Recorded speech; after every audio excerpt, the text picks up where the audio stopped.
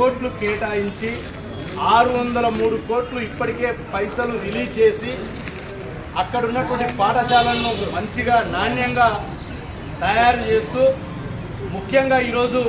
ప్రతి పాఠశాలకు స్కావెంజర్లను అక్కడున్న మహిళా సొసైటీలకు అప్పగిస్తూ నిర్ణయం తీసుకున్న ముఖ్యమంత్రి గారికి రాష్ట్రంలోని యావత్తు ఉపాధ్యాయుల పక్షాన 30 ఏళ్ల కళ నెరవేర్చడమే కాకుండా సుదీర్ఘమైనటువంటి ఉపాధ్యాయ సమస్యలన్నింటినీ కూడా న్యాయస్థానాన్ని కూడా వివరిస్తూ ఉపాధ్యాయుల బదిలీల పదోన్నతుల ఆవశ్యకతను తెలిపి ప్రక్రియ కొనసాగించినందుకు ముఖ్యమంత్రి గారికి, క్యాబినెట్ మంత్రులకు, మొత్తంగా ప్రభుత్వానికి, మా సెక్రటరీ బుర్రా వెంకటేశం గారికి, మా కమిషనర్ శ్రీమతి విజయదేవసేన గారికి, లింగయ్య గారికి, ఈ ప్రక్రియ కొనసాగింపులో కీలక పాత్ర పోషించిన వేం నరేందర్ రెడ్డి గారికి కూడా కృతజ్ఞతతో మేము ఇలా పాలాభిషేకం నిర్వహిస్తా ఉన్నాం.